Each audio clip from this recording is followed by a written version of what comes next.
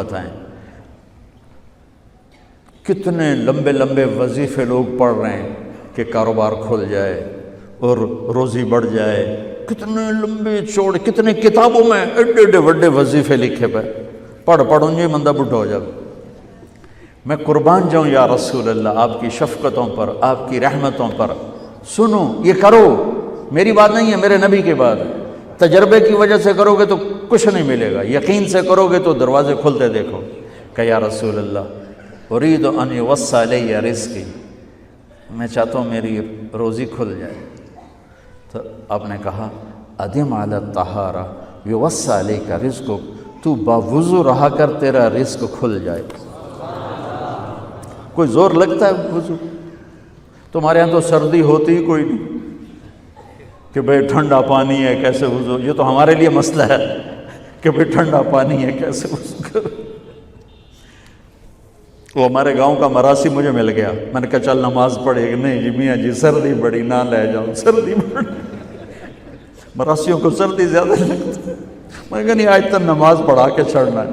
میں اس کو لے کے جب وہ ٹوٹی پہ بیٹھا نا، جو ہی ہاتھ پہ پائیں، اوہ حالے ہو ٹھنڈا پانی، اوہ حالے ہو ٹھنڈا پانی۔ تمہارے لیے تو یہ مسئلہ بھی نہیں کہ ٹھنڈا پانی، میرے نبی کی یہ سارا مجمع لے لو، یہ اوپر مستورات لے لیں، ادم علی الطہارہ یوسع علیک رزقک، میرے نبی نے فرمایا باوضو رہنا شروع کر دے، اللہ تیرا رزق کھول دے گا۔ ابھی اللہ رسول کی آپس کی بات ہے تو میری بات ہوتی تو دیوار پہ مار دو، تجربہ کرو۔ نبی کی بات کو تجربہ کر کے نہیں کرتے، یقین کے ساتھ کرتے ہیں۔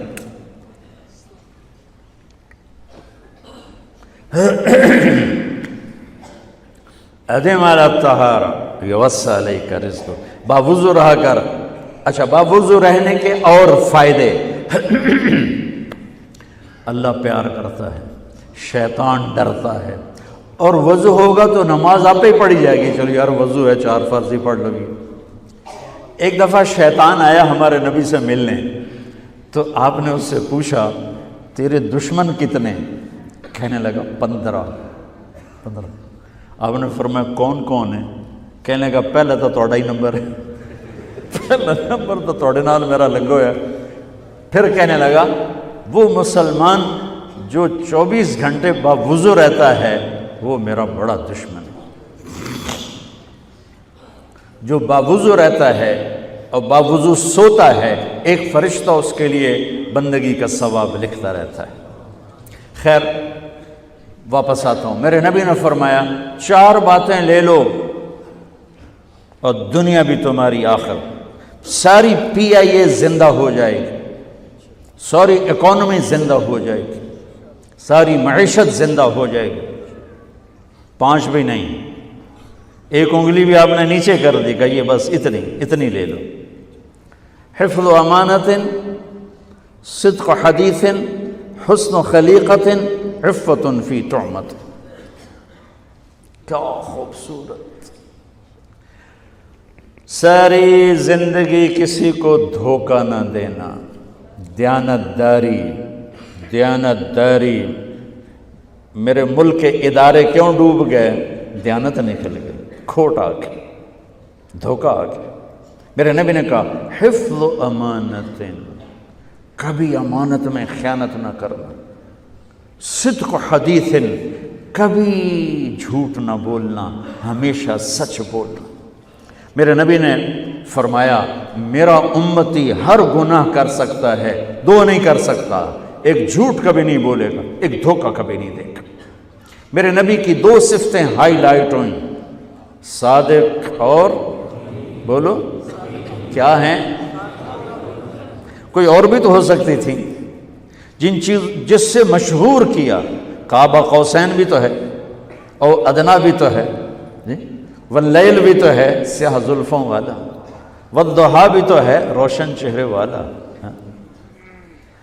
کس سے مشہور کیا؟ صادق امین۔ اگر آپ مجھ سے سوال کرو، میں ممبر رسول پہ بیٹھا ہوں کہ مولانا صاحب سارے دین کو 2 لفظوں میں بتاؤ، ساری شریعت کو، تو میرے پاس 2 لفظ ہیں، سچائی اور امانت داری۔ آپ مجھ سے سوال کرو مولانا صاحب ساری دنیا کے کفر کو بتاؤ، تو میرے پاس دو لفظ ہیں، جھوٹ اور دھوکے بازی۔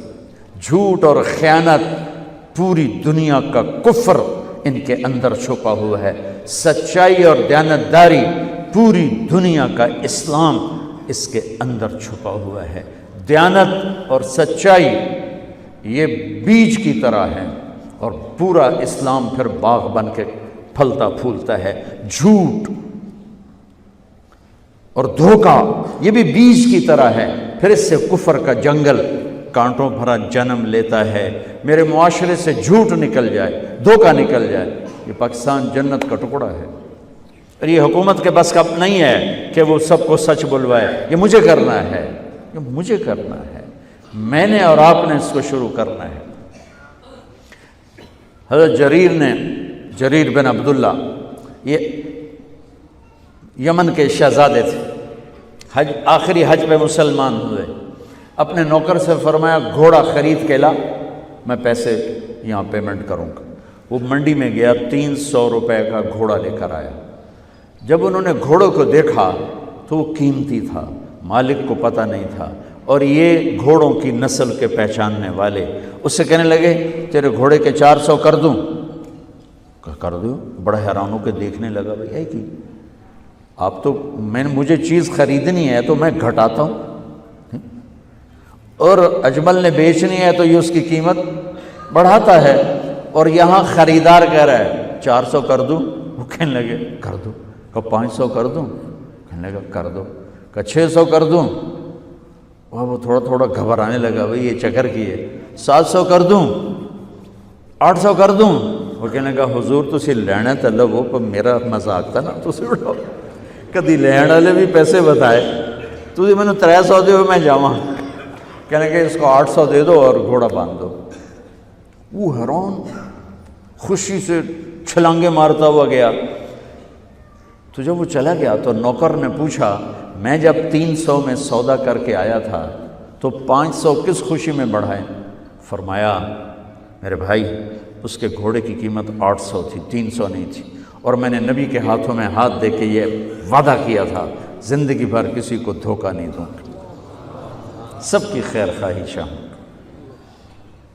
تو بھائیو میرے اداروں میں کس ٹیلنٹ کی کمی نہیں، صلاحیتوں کی کمی نہیں، دیانت کی کمی ہے، قوت عمل کی کمی نہیں، سچائی کی کمی ہے۔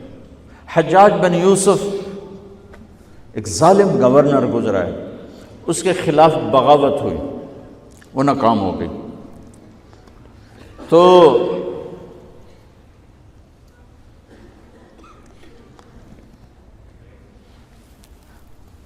کوفہ میں ایک بزرگ رہتے تھے، ان کے بیٹے اس بغاوت میں شریک تھے۔ وہ چھپتے چھپاتے کئی سال کے بعد واپس آ گئے۔ ابن خراش ان کا نام تھا۔ ان کی سچائی مشہور تھی کہ ابن خراش جھوٹ نہیں بولتا۔ حجاج کو پتہ چل گیا CID سے کہ آ گئے، تو اس نے کہا آج ابن خراش کا امتحان ہوگا۔ اس کو کھانے پہ بلایا، عنوان ہی نہیں بنایا تفتیش کا، کھانے پہ بلایا اور کھانا شروع ہو گیا۔ باتوں باتوں میں کہتا ہے ابن خراش آپ کے بیٹے ہمارے خلاف لڑ کے بھاگ گئے تھے، کوئی پتہ ہے؟ تو ابن خراش ہنس پڑے، کہنے لگے حجاج زندگی موت تو اللہ کے ہاتھ میں ہے، گھر آئے بیٹھے۔ تو اس نے کہا تیری سچائی کو سلام کرتا ہوں، اگر تو جھوٹ بولتا یہیں تیرا سر اتارتا، پھر تیرے بیٹوں کا جاؤ سلام ہے تیری سچائی کو، تیرے بیٹے تجھے مبارک ہوں، مسلمان جھوٹ نہیں بولتا۔ میرے نبی سے پوچھا گیا یا رسول اللہ کیا مسلمان بزدل ہو سکتا؟ کہا کیا مسلمان بخیل ہو سکتا؟ آپ نے کہا۔ پھر پوچھا گیا جھوٹ بول سکتا؟ کہا نہیں، جھوٹ نہیں بول سکتا۔ تو دو باتیں حدیث پاک کی، صدق و حدیث، حفظ و امانت، یہ دو باتیں زندہ ہو جائیں تمہارے سارے ادارے زندہ ہو جائیں، ہم نقصان سے نکل کر نفع میں آ جائیں گے، نفع میں آ کر اوروں کو دینے والے بن جائیں گے۔ اس ملک میں اتنے خزانے اللہ نے چھپائے ہیں، اور اس ملک میں اتنے اللہ نے استعداد والے لوگ پیدا فرمائے ہیں، صرف دو چیزوں سے ہم مار کھا رہے ہیں، ہمارے جو ادارے ڈوب رہے ہیں، وہ گلگت سے لے کر گوادر تک، اس میں وسائل کی کمی نہیں، سچائی کی کمی ہے، دیانتداری کی کمی ہے، اور یہ ریلیٹڈ ہے رب ہونے کے ساتھ کہ ہم نے اللہ کے رب ہونے میں شک کیا تو ہم غلط راہوں پہ چل پڑے۔ رب تو اللہ ہے، دینے والا تو اللہ ہے۔